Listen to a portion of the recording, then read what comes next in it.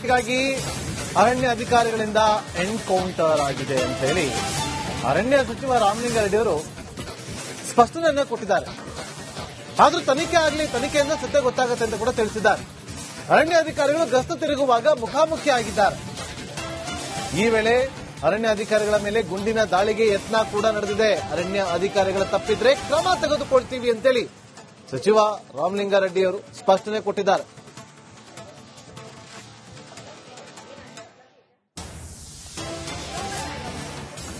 ಅರಣ್ಯ ಪ್ರವೇಶ ಮಾಡಿರ್ತಾರೆ. ಇದನ್ನ ವಿಷಯ ಗೊತ್ತಾದ ಮೇಲೆ ಶೇಖರಯ್ಯ ಅವತಾರಿ ವಲಯ ಅರಣ್ಯಾಧಿಕಾರಿ, ಆಮೇಲೆ ಮೋಡಿಜಿದಾರ, ಆಮೇಲೆ ಅನಿಲ್ ಕುಮಾರ್, ಆಮೇಲೆ ಮಹಾದೇವ್ ನಾಯಕ ವಾಚರು, ಆಮೇಲೆ ಒಬ್ಬರು ಗಸ್ತು ಅರಣ್ಯ ಪಾಲಕರು, ಇದು ಎಲ್ಲೆಮಾಳ ಡಿ ಲೈನ್ ಮಾರ್ಗದ ಹಳೆಯತ್ತೂರಿನ ಅರಣ್ಯ ಪ್ರದೇಶದಲ್ಲಿ ಕಾಲುದಾರಿಯಲ್ಲಿ ವೀಕ್ಷಿಸುತ್ತಿದ್ದು ಮತ್ತೊಂದು ತಂಡ ಇಲಾಖಾ ವಾಹನದಲ್ಲಿ ರೋಹಿತ್, ಕೆಟಿ, ಆಮೇಲೆ ಶಿವರಾಜು ಸಾಸಲವಾಡ ಇವರೆಲ್ಲ ರಾತ್ರಿ ಹೊತ್ತು ಗಸ್ತಿರ್ತಕ್ಕಂಥವ್ರು. ಇವರೆಲ್ಲ ಕೂಡ ಇನ್ನೊಂದು ಜೀಪಲ್ಲಿ ಆ ಕಡೆ ಎಲ್ಲ ಹೋಗಿದ್ದಾರೆ. ಆಮೇಲೆ ಅವರು ಟಾರ್ಚ್ ಶೋ ಹಾಕೊಂಡು ಬರ್ತಾ ಇದ್ದಂತ ಸಂದರ್ಭದಲ್ಲಿ ಅವರ ಹತ್ರ ನಾಡು ಪಿಸ್ತೂಲ್ ಅಂತ ಹೇಳಿದಲ್ಲ ಇತ್ತು. ಆಮೇಲೆ ಇವ್ರ ಮೇಲೆ ಅಟೆಂಪ್ಟ್ ಮಾಡೋದಕ್ಕೆ ಪ್ರಯತ್ನ ಮಾಡಿದೀವಿ ಅಂತ ಹೇಳಿದ್ದಾರೆ. ಆಮೇಲೆ ಇವರು ಕೂಡ ಆತ್ಮರಕ್ಷಣೆಗೆ ಆರಿಸಿದೀವಿ ಅಂತ ಹೇಳ್ತಾ ಇದ್ದಾರೆ. ಮತ್ತೆ ಅವ್ರ ಜೊತೆ 2 ನಾಡು ಪಿಸ್ತೂಲ್ನ ರಿಕವರಿ ಮಾಡಿದ್ದಾರೆ. ಮತ್ತೆ ಸುಮಾರು 4 ಚೀಲದಷ್ಟು ಜಿಂಕೆ ಮಾಂಸನ ಕೂಡ ವಶಪಡಿಸಿಕೊಂಡಿದ್ದಾರೆ.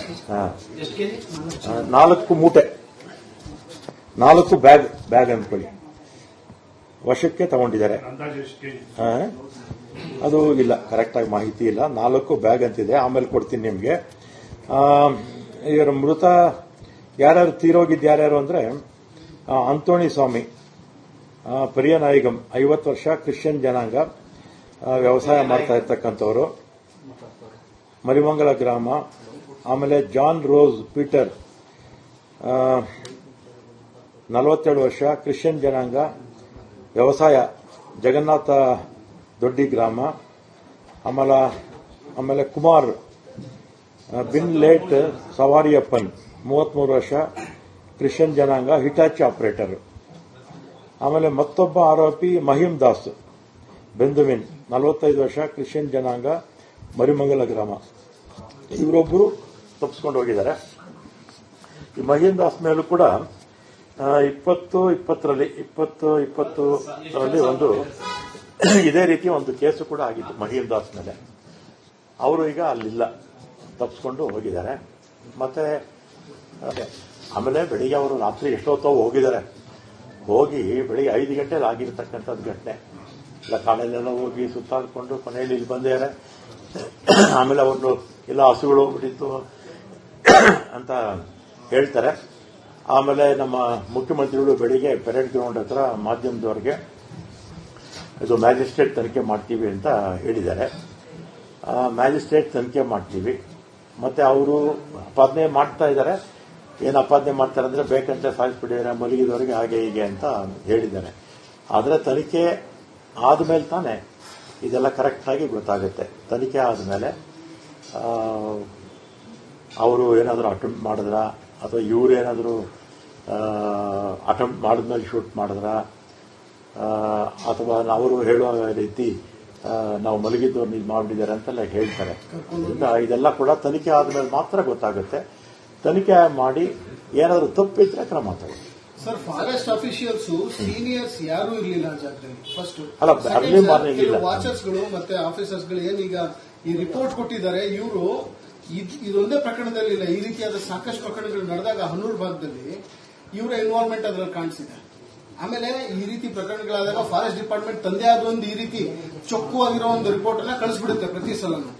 ಆದ್ರೆ ಈ ಪ್ರಕರಣಕ್ಕೆ ಸಂಬಂಧಿಸಿದಂತೆ ಅವ್ರ ಕುಟುಂಬಸ್ಥರು ಹೇಳೋದೇನೆಂದ್ರೆ ಇಂಟೆನ್ಷನಲ್ ಮರ್ಡರ್, ಇದು ಎನ್ಕೌಂಟರ್ ಮಾಡಿ ಸಾಯಿಸಿರುವಂತ ಮನೆ. ಈಗ ಒಂದ್ ನಿಮಿಷ ಏನಪ್ಪ, ಈಗ ಎನ್ಕೌಂಟರ್ ಅಂದ್ರೆ ಅವರು ನೋಡಿಲ್ಲ ಅಲ್ವಾ, ನಾವೀಗ ತನಿಖೆ ಮಾಡ್ತೀವಿ ಅಲ್ವಾ. ಮ್ಯಾಜಿಸ್ಟ್ರೇಟ್ ತನಿಖೆ ಮಾಡೋದಕ್ಕೆ ಸಿಎಂ ಈಗಾಗಲೇ ಆದೇಶ ಕೊಟ್ಟಾಗಿದ್ದಾರೆ. ತನಿಖೆ ಮಾಡ್ತೀವಿ. ನಮ್ಮ ಅಧಿಕಾರಿಗಳೇನಾದರೂ ಎನ್ಕೌಂಟರ್ ಮಾಡಿದ್ರೆ, ಉದ್ದೇಶಪೂರ್ವಕವಾಗಿ ಮಾಡಿದ್ರೆ ನಾವು ಆಕ್ಷನ್ ತಗೊಳ್ತೀವಿ. ಆದರೆ ತನಿಖೆ ಆಗೋಕ್ಕೆ ಮುಂಚೆ ನಾವು ಯಾರ ಹೇಳಿಕೆ ಮೇಲೂ ಕೂಡ ನಾವು ಡಿಪೆಂಡ್ ಆಗೋದಕ್ಕೆ ಆಗೋದಿಲ್ಲ. ಪೊಲೀಸ್ ಇಲಾಖೆಯಲ್ಲಿ ಅರಣ್ಯ ಇಲಾಖೆಯಲ್ಲಿ ಅಂತದೊಂದು ಅವಕಾಶ ಇದೆಯಾ ಸರ್? ಅವಕಾಶ ಇದೆ, ನಮ್ಮಲ್ಲಿ ಇದೆ, ಪವರ್ಸ್ ಇದೆ. ತನಿಖೆ ಯಾರು ಮಾಡ್ತಾರೆ ಸರ್? ಇದ್ರ ತನಿಖೆ ಜಿಲ್ಲಾಧಿಕಾರಿಗಳಿಗೆ ಹೇಳಿದ್ದಾರೆ. ಇದು ಮ್ಯಾಜಿಸ್ಟ್ರೇಟ್ ತನಿಖೆ ಎಸಿ ಮುಖಾಂತರ ಮಾಡಿಸ್ತಾರೆ. ತನಿಖೆ ಆದಮೇಲೆ ನಮ್ಮ ಅಧಿಕಾರದಲ್ಲಿ ಏನಾದರೂ ತಪ್ಪಿದ್ರೆ ಖಂಡಿತ ಕ್ರಮ ತಗೊಳ್ಳಿ. ಯಾವತ್ತೂ ಕೂಡ ಫಾರೆಸ್ಟ್ ಅಫಿಷಿಯಲ್ಸ್ಗಳು ಸರ್ ಈ ರೀತಿಯ ಎನ್ಕೌಂಟರ್ಗಳಾದಾಗ, ಇಲ್ಲಿ ಮಾತ್ರ ಅಲ್ಲ ಮಲೆನಾಡು ಭಾಗದಲ್ಲೂ ಕೂಡ ಎನ್ಕೌಂಟರ್ಗಳಾದಾಗ ತಮ್ಮ ತಪ್ಪನ್ನ ಎಲ್ಲೂ ಕೂಡ ತೋರಿಸಿಲ್ಲ. ಇಷ್ಟು ಪ್ರಕರಣಗಳಲ್ಲಿ ಒಂದು ಈ ತನಿಖೆ ಆಗ್ತಾ ಇದೆ, ಆಗೋವರೆಗೂ ನಾನೇನು ಹೆಚ್ಚು ಮಾತಾಡಕ್ ಹೋಗೋಣ. ಸರ್, ಈಗ ಅವ್ರಿಗೆ ಶೂಟ್ ಔಟ್ ಮಾಡಿರೋದ್ರ ಬಗ್ಗೆ ಈಗ ಸಾಕಷ್ಟು ಅನುಮಾನ ಇದೆ. ಅದಕ್ಕೆ ಅದನ್ನೇ ತನಿಖೆ ಮಾಡ್ತಾ ಇದ್ದೀವಿ. ಇನ್ನೊಂದು ಮಕ್ಕಕ್ಕೆ ಅದನ್ನೇ ತನಿಖೆ ಮಾಡ್ತೀವಿ. ಉದ್ದೇಶಪೂರ್ವಕವಾಗಿ ಮಾಡಿದಾರಾ, ನಿಜವಾಗ್ಲೂ ಶೂಟ್ ಮಾಡಿದಾರಾ, ಅವ್ರು ಏನ್ ಹೇಳಿದ್ದಾರೆ ಅದನ್ನೂ ಪರಿಗಣಿಸ್ತೀವಿ. ಆಮೇಲೆ ಪೋಸ್ಟ್ ಮಾರ್ಟಮ್ ಮಾಡ್ತಾರೆ.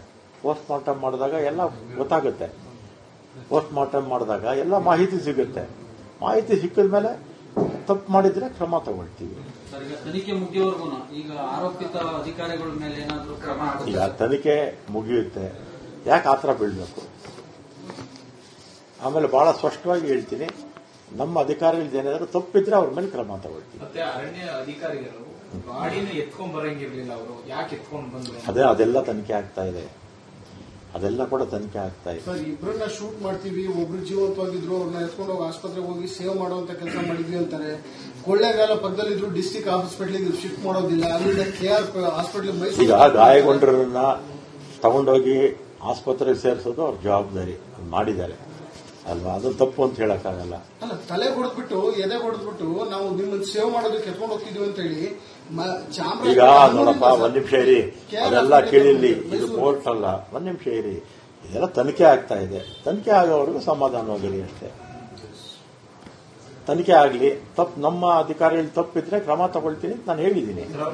ತನಿಖೆ ಆಗೋವರೆಗೂ ವೈಟ್ ಮಾಡಬೇಕು. ಸ್ಥಳೀಯರು ಏನ್ ಹೇಳ್ತಿದ್ದಾರೆ ಅಂದ್ರೆ ಅರಣ್ಯ ಇಲಾಖೆಯ ಸಚಿವರು ಬರಬೇಕು, ಈಗ ನಮ್ಗೆ ಅವರೇ ಬರಬೇಕು, ನಾವಿಲ್ಲಿ ಇಲ್ಲೋರು ಯಾವ ಅರಣ್ಯ ಅಧಿಕಾರಿಗಳ ನಾವು ಮಾತಾಡಿ ಅಧಿಕಾರಿಗಳು